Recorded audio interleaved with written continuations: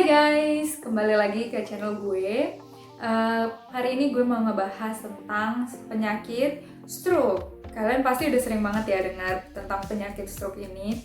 Entah itu dari pelajaran, entah itu dari TV, dari mana-mana, atau ada seseorang yang kalian kenal mungkin ada yang terkena stroke. Nah, hari ini gue mau ngebahas tentang penyakit stroke ini. Nah, untuk definisinya itu sendiri ya, stroke itu adalah suatu penurunan fungsi otak yang terjadi secara akut.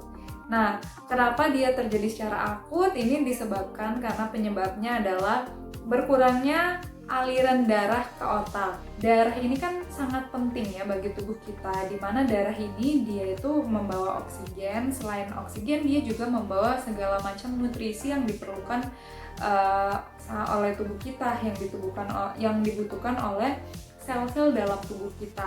Nah, untuk di otak itu kan yang pasti ada sel-sel otak juga. Lalu selain itu ada saraf. Nah, pembuluh darah kita ini fungsinya untuk membawa darah kita ke sel-sel itu untuk menutrisi sel-sel kita dan juga untuk menutrisi dari saraf kita.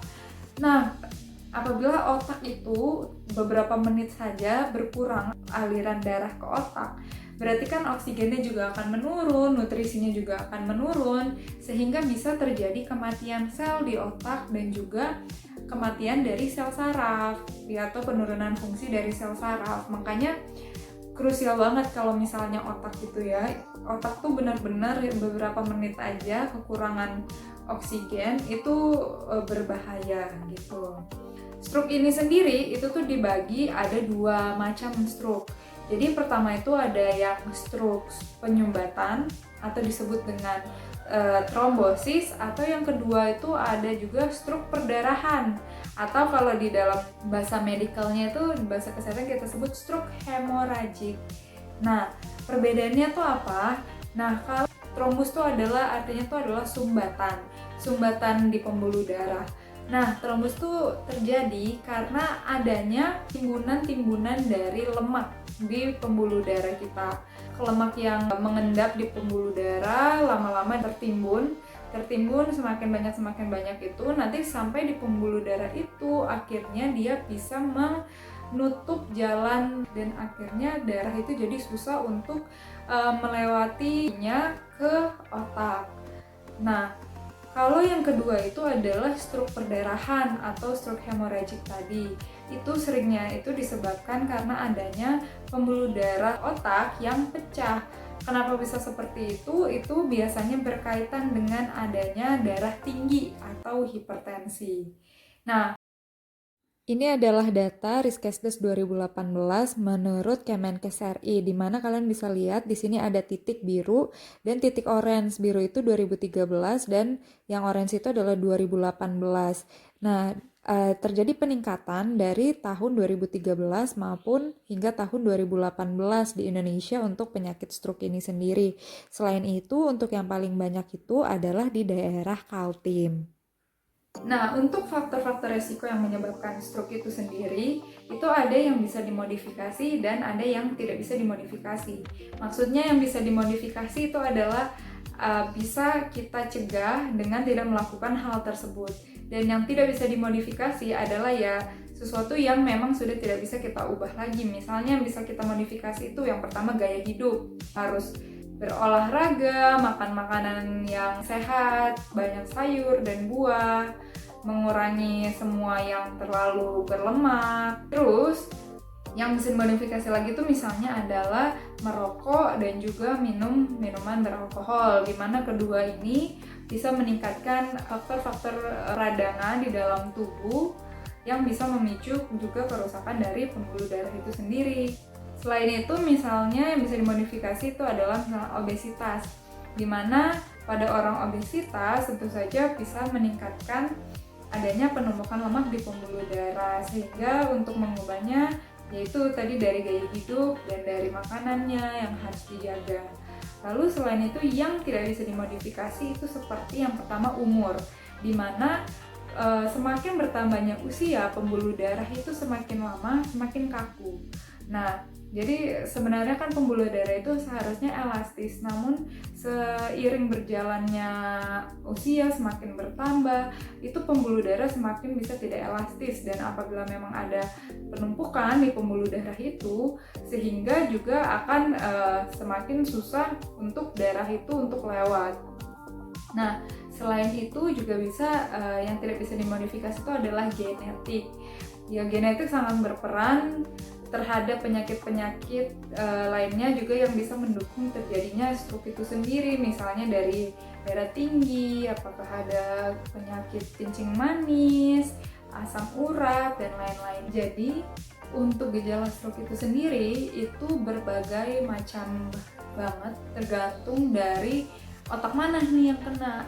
Jadi nggak semua orang gejala stroke itu gejalanya sama, tapi hanya kebanyakan kelemahan sisi tubuh antara kanan atau kiri setengah, dan biasanya itu disertai bicara pelot. Tapi selain itu, gejala stroke yang lainnya itu misalnya orangnya jadi lupa-lupa, atau kalau terkena pembuluh darah di mata itu bisa jadi adanya gangguan di penglihatan, terus bisa juga tiba-tiba tidak bisa bicara, atau misalnya terjadi adanya kesemutan-kesemutan dirasakan, dan lain sebagainya. Sampai bahkan apabila terkena gangguannya global, di mana bisa sampai adanya penurunan dari kesadaran. Biasanya pasien-pasien yang mengalami stroke perdarahan itu yang sampai adanya penurunan kesadaran biasanya. Dan selain itu, untuk pasien-pasien yang stroke perdarahan biasanya juga gejalanya itu seperti sakit kepala hebat, terus juga ada muntah-muntah seperti itu. Nah, untuk pemeriksaan untuk melihat kelainan di otak itu kita biasanya menyarankan untuk dilakukan pemeriksaan CT scan. Nah, dengan CT scan ini kita bisa melihat dengan jelas bagian-bagian otak. Untuk stroke ini itu menurut gue bukan masalah yang sepele ya. Jadi apabila Anda mengalami kayak merasakan hal-hal yang tadi gue sebut, kayak misalnya kelemahan-kelemahan sisi tubuh dan lainnya, itu sebaiknya segera periksa ke dokter. Nah, untuk mencegah semua itu tadi yang pastinya juga harus mengontrol dari penyakit-penyakit penyerta yang bisa menyebabkan stroke. Misalnya ada kolesterol yang tinggi, atau nggak ada darah tinggi, atau gula darah, seperti itu.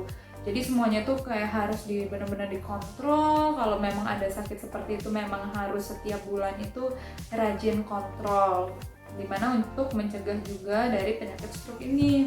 Nah, yang gue notice juga kebanyakan orang-orang itu mikir kalau misalnya dia ada penyakit darah tinggi atau ada kolesterol, biasanya badannya tuh bakal pegel-pegel, bakal berasa sakit, dan lain sebagainya.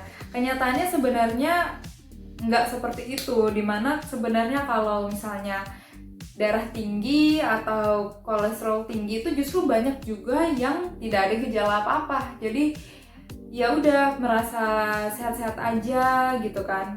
Ternyata banyak juga orang-orang yang ternyata medical check up ternyata juga ada yang tinggi dari antara kolesterolnya atau asam uratnya dan lain-lain.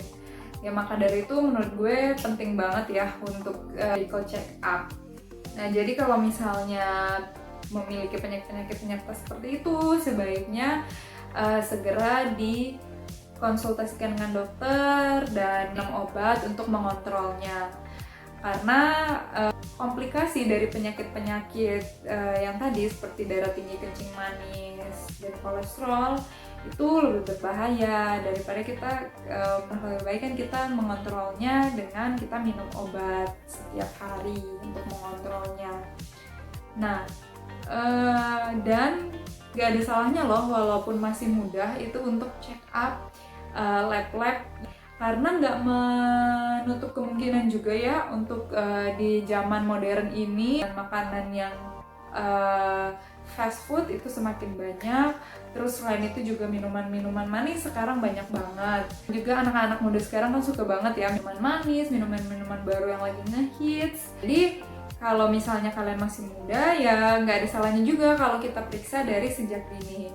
Jadi kan kalau misalnya kita periksa terus aman ya malah bagus gitu kan. Kalau misalnya memang ada yang ada nggak normal, yang meningkat ya berarti kan kita harus sudah mulai jaga dari pola makan atau merubah lifestyle kita. Mungkin dari yang nggak suka olahraga jadi olahraga seperti itu. Sekian yang gue mau bahas tentang stroke itu. Semoga bermanfaat buat kalian. Terima kasih yang udah nonton video ini. Jangan lupa subscribe dan juga like. Thank you.